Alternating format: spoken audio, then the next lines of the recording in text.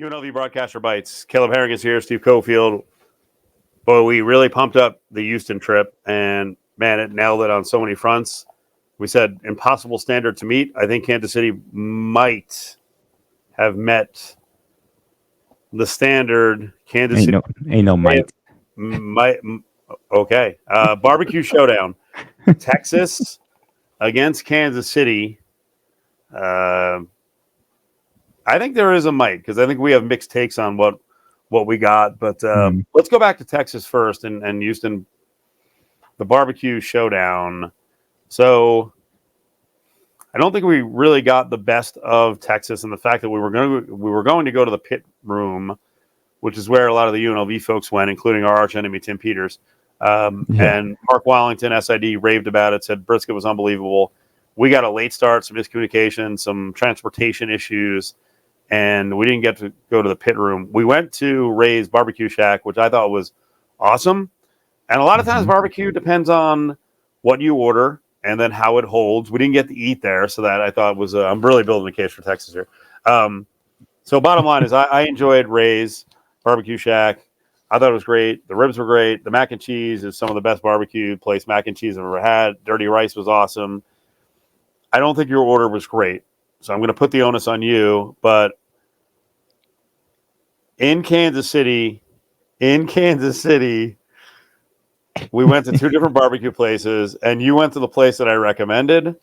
And my Lord, that I set myself up for a beatdown in this Texas versus Kansas City thing because you guys went gaga over Jack Stack. First of all, you sounded like a well-paid public defender just now. Like that was a great case for Houston. Just started spinning the argument on itself. I'm surprised you didn't bring up the live band again because you're just trying to really sell Houston. Awesome. It ain't even close in my mind. All right. Yeah. And yes, you do bring up a good argument with Houston and the fact that we did not get to enjoy it there. I think that I will give grace for that. So there's that. Outside of that, it ain't even close. Wow. I mean, Jack Stack was the best barbecue I've had in my life. I have an uncle who's from Texas and calls himself, grill master. If he put his barbecue up against what what Kansas City gave us, he loses. And I'll tell him that to his face. Like he takes it serious. And I would tell him to his face, your barbecue's got nothing on this Kansas stuff. So it was phenomenal. It was the best barbecue I've ever had. Wow. I will stand on that hill alone if I have to. But well, you don't have to because Matt Nevert's there with you. Yeah, we're standing there hand in hand singing Kumbaya because this barbecue was absolutely fantastic. There are other parts about the experience that you can grade and take points away from the total experience at Jack Stack. But it ain't the quality of the food. It ain't the deliciousness. It ain't going to be my PFF rating. It was other stuff. The barbecue itself was the best I've ever had, hands down. Wow. And what you ordered, because I have FOMO, right? So it wasn't a fear of missing out. I missed out because those guys, and I told them to do it, so I'm not mad. Yeah, because Jack Stack closed at 9. My show Central Time goes until 8, and I had a place picked out for later, but it was the only place that was open late. You guys went to Jack Stack early, and then when I started getting the pictures, I was like, "Oh God, this hurts." So immediately upon getting out of the Uber, because we Ubered there, Matt and I, getting out of the Uber, I smelled it, and I said, "Wait a minute, all right, that smells like the right smell." And I get out, and there's some heavier people outside, and I was like, "Okay, good sign, another good sign. This is the right spot. They know where to go." Cellos are here. So I walk in, and on the menu, the first item I see is pulled pork mac and cheese, and I said, "There's no way I cannot get that." They had it in two different sizes. They had the full plate, which I was like, "That's going to be heavy. I don't want to do that," because I was my goal was to save space for the second spot that we ended up meeting you at. So I wanted to try both. So I was like, "No, I can't do that." And what I was pissed about, then the server came by and she saw my dilemma. She saw it on my face. And she's like, "We have an appetizer size." And I was like, what? And so she gave me the appetizer size. Oh So my then I was God. able to taste that as well as the beef burnt ends, and the pit beans, which you and I, my Yep. rule, it had the meat in it. It had the brisket inside the beans. And it also came with the brisket as well on my plate. And I ended up getting that. Which the portion size wasn't crazy. It wasn't like over the top portion, but it was a healthy portion of barbecue. I ended up eating way too much because it was just that good. I'm looking at the picture. There's 7 pieces of brisket here, and they're like good Yeah. size pieces of brisket. The even the fries look good. The Jack Stack sauce, and I've actually had friends give it to me, Mm-hmm. and I have some in my house. Like the richness of the color Yeah. of the sauce is beautiful. The mac and cheese with the pulled pork. I mean, that is what a lovely looking appetizer. Take my money. Let's that. Like, I will 5 days out of the week. I will order that. There's no chance I was passing Holy up on it, cow. and I'm glad I did. I'm glad I took it because it was delicious. It was fantastic. It's the best barbecue I've had ever. The only thing that I wish that they had, and this is go back to Ray's. This is the barbecue cookout vibes. Potato salad. There was no potato salad, and I don't know if that's regional because I think the cookout scene for barbecue demands potato salad. If you can make potato salad, no raisins. If you can make a good potato salad, it just No it just reason. elevates all barbecues. Like if you Yeah. can have that cool, sweet potato salad on the side, I Yep. think that would have been a plus. But the savoriness of that plate, that platter that they brought out, Jack Stack. I know where to go when I go back. I'm taking the wife one of these days to a Kansas City Chiefs games. I know, Raider fans. Sorry, it's on my bucket list. I'm taking my wife to Arrowhead. I will make the trip to go to Jack Stack to make sure that we have that barbecue again. And you went to a Jack Stack, actually, technically in Missouri, because it's right near state line.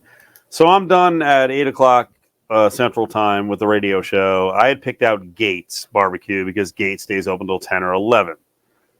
I'm there. You guys walk in. What's your first thought when you walk into Gates? Because it is much different than a Jack Stack. My first thought was, don't mess up the order, because the lady taking the orders she was efficient and she was loud. She was like, Yep. how am I help you? And then and I'm like, are she talking to me? Like, If yeah, you don't answer, yep. yeah, you in the back. I'm looking right at you, like what? How does You're this in work? line, and they start Yeah, yelling out, how can I help you? What do you want? They're not looking at you, but no, they're at listening all. the whole time. It is very intimidating, but the people who live in the area and know Gates, like, you got to be ready when you're in line. You better Yep. get the order right. What was the terminology again for takeout or dine-in? What did I she think it was say? simply like, are you staying here? It was like staying or leaving or something like Yeah, that. Like and yeah, she said it real quick, yeah. and it was like, and you, huh? What? Like, what does that mean? What am I? No, are you eating here? Is what Yeah. I'm saying. And no, she was efficient. She didn't type in your order on the computer screen until No. like she was already prepping it. Like it Yeah. was like she's getting it bagged up, and she like put your receipt together. Yeah. And she didn't miss everybody's order that I like. There was like 6 or 7 people in line, like between you, your friends that were in Missouri, and then there's a couple that was in between Matt and I. Like there was like 6 or 7 orders that got put in, and she didn't miss not one. There was no error. Like there was the way and I'm like, there's no way that she got it all right, but she did. She got it all right. It was that, and that was the first piece of the experience, right? Like that, It was a totally different. There was no host waiting to seat you. It was like you walk in the door, get your order ready, the food's coming. All right.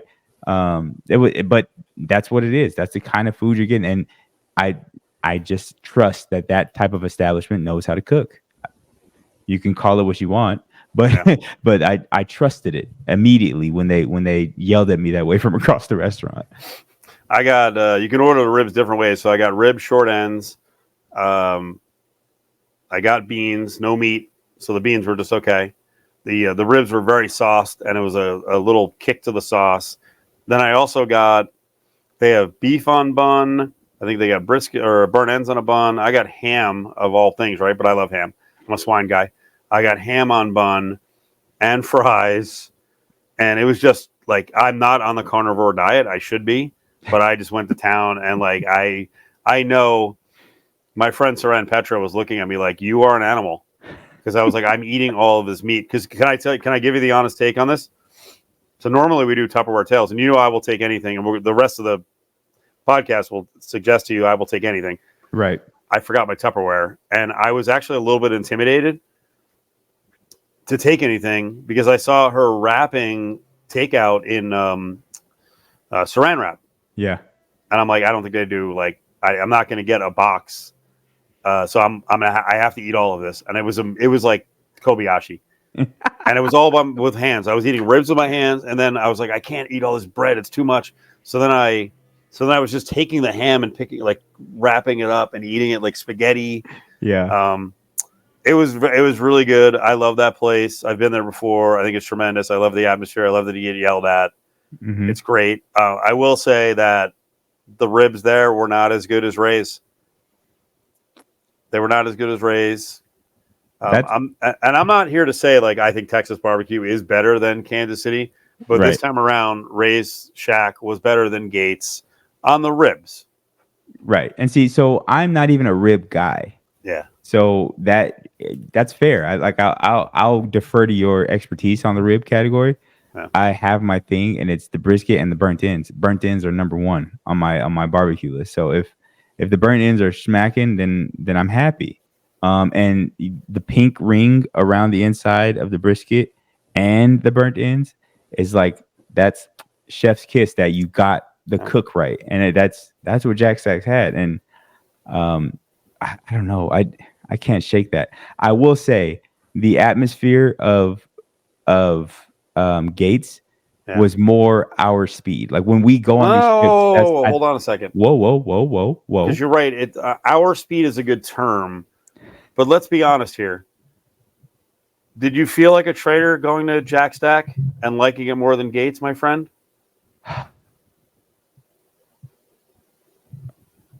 A little bit. Yes, a little bit. Because I Can you explain it further to the audience? So Jack Stack's was a real sit-down restaurant. Like the vibe, there was a hostess out front. She sat me. She said, please and thank you. She was very pleasant with me. We sat in a booth. You know, it was quiet, well lit. The furniture was nice. Can you just say it, please? It was very Caucasian. Yes. So even the waitress that helped me was like, she was this sweet old white lady that she just reminded me of, like, I don't know, if you can like envision Crackle Barrel staff, like if that, like that's what it was like for me. Like I was like, this is a Crackle Barrel but barbecue. So that's, I guess that's the only way I could say it. But yes, you juxtapose that against Ray's, like what the experience was at Ray's. I don't think outside of you, Matt, and the ambules that there was anybody that was Caucasian in that building at Ray's. And it was the complete opposite at Jack Stack. It felt like Cracker Barrel. Like when I go to Cracker Barrel, I'm usually the only black guy there. And that was probably the case at Jack Stack. I was probably the only black guy there. And by the way, I have to throw in that if you're looking for that experience, you need to hit the road with Mike Gramala, because Mike's whole thing is he always goes chains. We hate chains. Mike hits the ground. He's like, let me get a good Midwest meal, Cracker Barrel. He actually went there.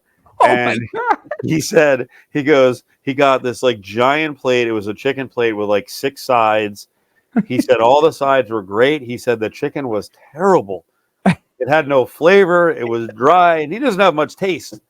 But they completely effed him on the main event of the dish, and the chicken sucked. And I looked at him. I'm like, come on, dude. I mean, and that's nothing against Cracker Barrel. For me, I think Cracker Barrel is either breakfast, because I did go to one in Orlando on a UNLV trip last year. I had to fly to Orlando before they went over to Daytona, and I was traveling separately. It's a breakfast place, or if you're going to get lunch or dinner, everything has to have country gravy on it. Country gravy is one of the greatest things we've ever invented in this country. So if you get that chicken and it sucks, You throw country gravy all over it, and you're like, yummy. Yeah.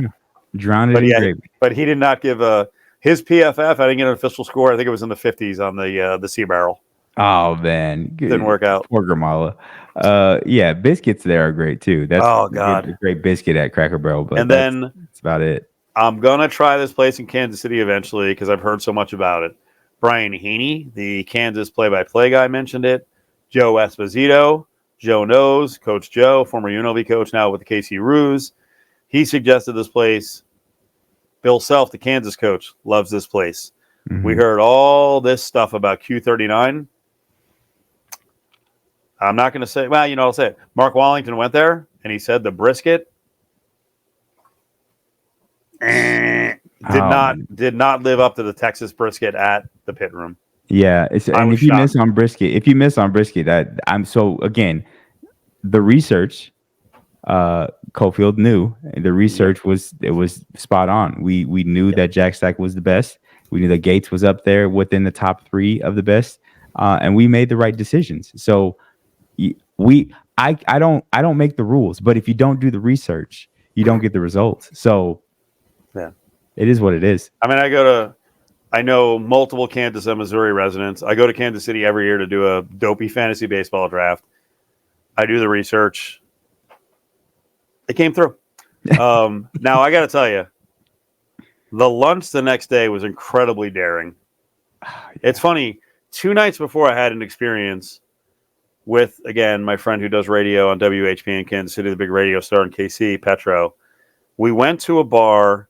We got an appetizer of cheese curds. And I didn't tell him, I'm not really a big cheese curds fan, even though I love cheese. Mm-hmm. They were solid, right? He tried to, once he ordered cheese curds, he tried to back it up with an entree order of more cheese curds for himself. What? And I looked at him and like, we're both Zavtig, we're both chubby. And I looked at him, I'm like, you can't do that. And it took him like a minute. And he's like, yeah, you're right. He's like, I'll never go to the bathroom again. That it's so. First of all, when you say that, like when you talk about cheese curds, I can't help but hear like the nursery rhyme, like Little Miss Muffet sitting on a tuffet eating curds and whey. I know cheese curds are not, the same thing, but that's just what I heard. Like watching you two and then imagining you sitting on tuffets. They're so heavy. They're so heavy. Oh, like so that's brutal. But first of all, touch is great. Like the conversation that we had when we met up, like we could have sat at whatever bar we were at all night long.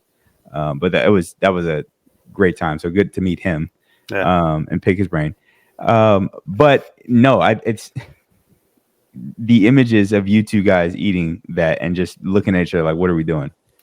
Is now going to be burned in my mind. Well, but, I gotta say, I got at him for trying to back up cheese curds with another cheese curds order. I ordered beef stroganoff with noodles, and like it was heavy as F. And this trip was like, I did stroganoff for dinner I got there early on Wednesday night. Mm-hmm. I had an eat-a-thon with the barbecue, mostly meat the next night. And then I'm texting you guys and I'm like, lunch before the game, we're going to get Italian. Which just the thought of it, like now in hindsight, especially, is like that was just the heaviest thing we could have done. Yep. Like that, like eating, the amount of pasta and bread and sauce, just heavy stuff was just going to be a heavy meal. Like there's no way around it. And I love Italian food. I do like it, but there's no light Italian option. You know what I mean? Like there's nothing you can salad. You can do a salad, but I don't do that. Like we've discussed at length how I'm not the vegetable guy, right? Like if the vegetables are mixed in with the carnage, then I'll eat it. But I'm not just going to order a salad from anywhere as my main course. That kudos to those who can do that. That's a different lifestyle. I'm not living it. If I go eat Italian, there's going to be pasta. There's going to be pizza. There's no way around it. That's happening. And I knew that. And I got there and I wasn't disappointed. Like the portions, the Italian, I had Italian Delights. I'll go ahead and spoil the name of the restaurant. Italian Delights was the restaurant we went to, and they had pizza, like good slices of pizza. They had pasta of multiple varieties, including Alfredo. They had lasagna. like as big as your back lasagna, like that. It was like fantastic. And the highlight for me of this whole experience was, believe it or not, watching Steve toss dough in the kitchen. Steve at Italian Delight got an opportunity to try to toss some pizza, and like I was enjoying watching him pretend that he was gonna make a fool of himself, and then actually doing pretty good. Like he did a solid job. I saw you back I there. could do it. I could do it if I got to practice. I got to focus a little bit. Yeah, the owner of Italian Delight in Kansas City, right near that Children's Mercy Park, is a guy named Renee. Been friends with Renee through the Kansas City guys for a long time, and I'd never been to his restaurant. His family owned 3 of them in the past. They have 1 now. It's a very solid place. It's affordable. That's like shocking when you go on the road and you're like, I can get lasagna or some other pasta or a calzone or a stromboli or slice of pizza, and everything's like under $11. Yeah. And then we got dessert. You got a cheesecake. I mean, he brought out cannolis for me. I just ate the second one the other day. By the way, that's my Tupperware tales. The cannoli. They made it. The cannoli made it beautifully on the flight, and then it was so good. Both Triv and I got lasagna, and we haven't given out PFS scores. The lasagna was probably it's a 1 to 100 scale, like Pro Football Focus, it's our Pro Foodie Focus. The lasagna was probably about a 74. It was good. It was layered. Good cheese in there. I had some of the pizza. The pizza was very good. The cannolis were in the 80s. They were excellent cannolis. I don't think he makes them there, but yeah, it was cool because I actually, believe it or not, come from a pizza family. My mom's side is all Italian, and as it turns out, Renee, his father, he opened those restaurants in 1977. He spent 1976 in one of the towns I sort of grew up in. His family's from Brooklyn. They went to Jersey. He worked there. He trained making pizza. My older brother worked at that same pizza place about 8 years later. So we know that family. So that was kind of cool. We didn't know we had that tie, but dude, anytime you go into an Italian restaurant and you get to see the process, and that's a walk-up counter with all the food, and you just see the food sitting there and steaming up the glass. It was just like, oh, I love this. I miss, not that Vegas doesn't have those places, but I miss that so much about, the Northeast is just top notch. But Kansas City is a good Italian food town. I mean, listen, if you watch the movie Casino, that the guys with the crooked noses, they and we weren't even really in the Italian section. That's downtown. So yeah, I love that experience. I thought it was awesome. So it's awesome too, because I just heard this random story on I always confuse the actor. I think it's the actor from Friends, not Friends, from Seinfeld, not Seinfeld, but his best friend. What's his name? Little bald guy. Costanza. Yeah. So I think he was doing an interview, and he was talking about how the Italian restaurants and the mob used to go to Italian restaurants up in the Northeast all the time. And he was asked by one of the mob's, former mob members, how he would handle if they came and did lunch, like a massive lunch for the first time. If the mob came and did a massive lunch at your Italian restaurant, what would you do? What would your answer be to them? And he said, I would answer them and say, I appreciate you guys picking my establishment to eat at. I would love for you guys to pay for it so I can take care of my people. But I understand if I could put this on the house, but it'd just be one time thing because I want to take care of my people.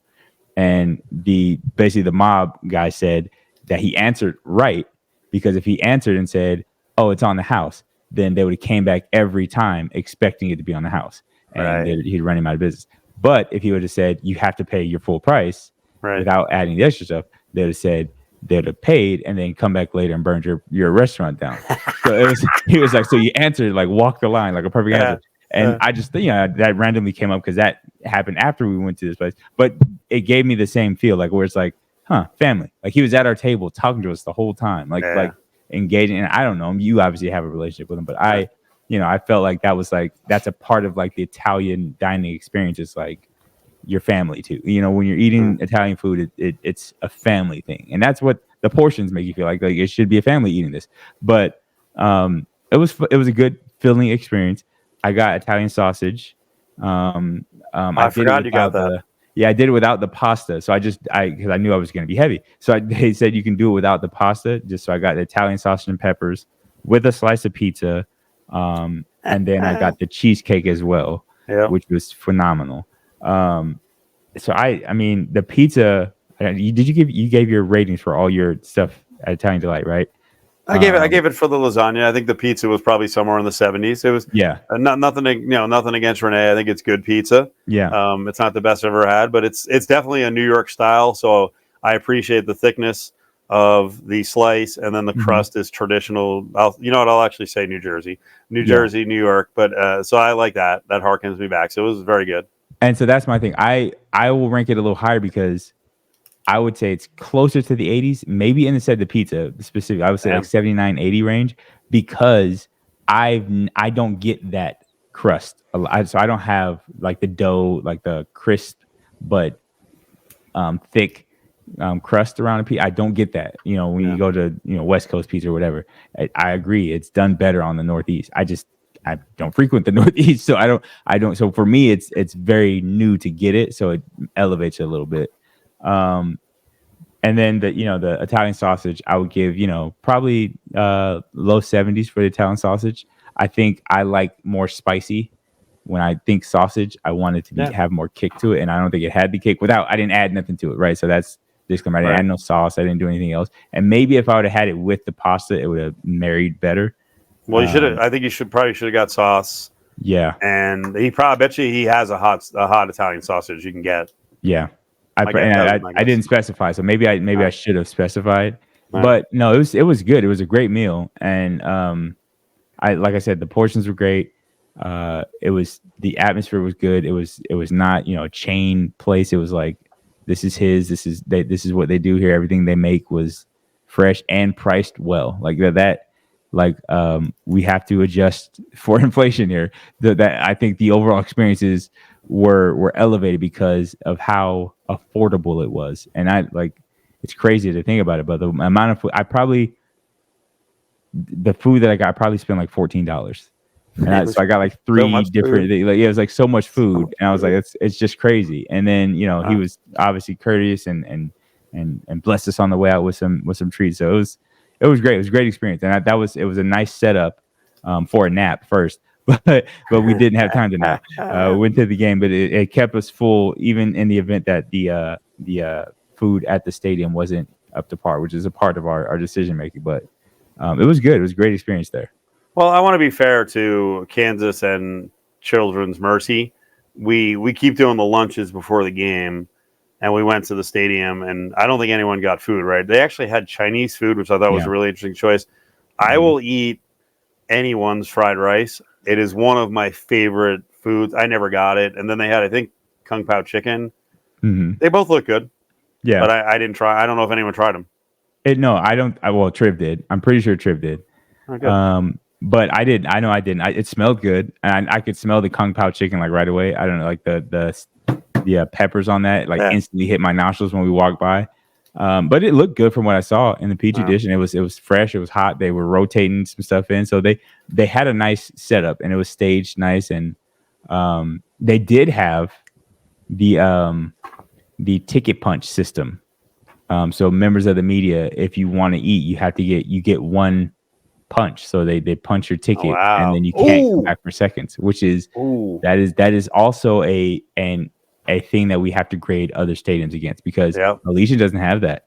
Nope. And maybe sometimes they should, because I see a couple people in that line 3-4 times, like going back, and Kansas was having none of it. They were like, "Hey, let me check your pass. Has it been punched already?" Do you like that? I don't mind it.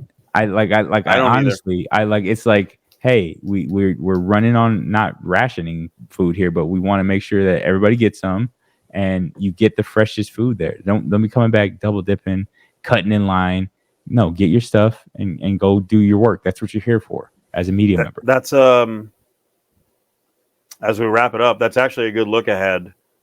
You're gonna have multiple games at Allegiant, and we'll get into this next week, what Mark Wallington and the chefs at Allegiant will put together for Syracuse, which, if they don't do wings, which I'm not a big fan of wings at that kind of setup, messy. But if they don't do wings or something boneless bites with buffalo sauce, it's Syracuse, not Buffalo, but it's upstate New York.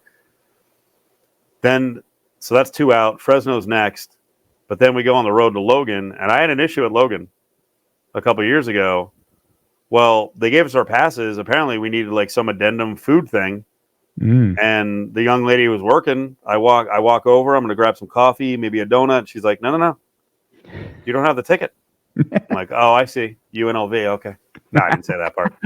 I abide by the rules. If I didn't get it, I didn't get it. So I probably brought something with me from the night before anyway. You just pulled out your backpack. All right, I'll just have a seat here. Some chicken sandwich that I gotten from AM/PM that I took on the plane, unrefrigerated for 12 hours, and I'm like, well, gotta do what you gotta do. What's the name of their stadium? Maverick Stadium. Yeah. Ooh, okay. We'll save it. It's save 3 weeks off. Save it. I'm gonna stay calm. So overall, let's just I was just looking at the overall UNLV football numbers for defensive players. And now, you know what I was mentioning to you earlier, and we didn't get to this on the traditional podcast, is Matthias Sue is actually the highest rated offensive lineman. Because you can go with overall rating. So let's close out here.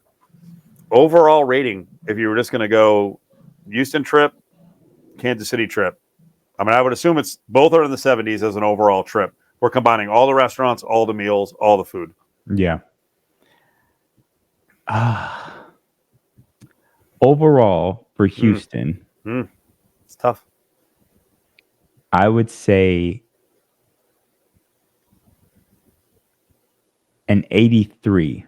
Wow, you're high. Wow, that's good. No, yes, and it is because of things that I didn't even get to do.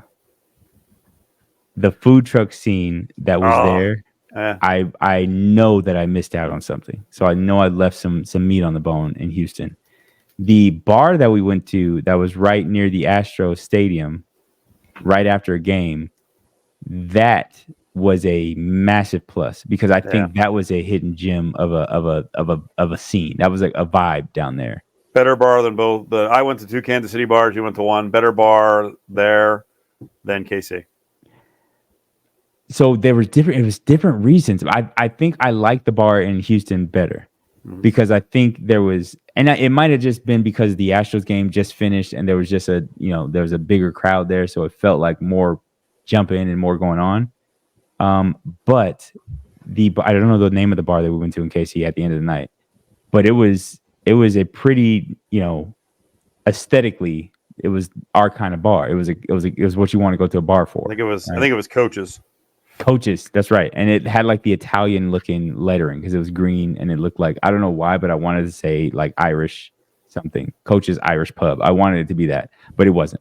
I don't think it was Irish. But no, I think I'll give the edge to Houston. Wow. To that bar because they had the karaoke set up that we didn't get to utilize. They had a Ferris wheel, like a little mini one that I was not going to get on, but it looked cool. Just to have it there. They had live music also playing, which is cool in an open air setting. So it wasn't like overbearing live music. It was just like music, in the background. So yeah, I would give it to Houston there.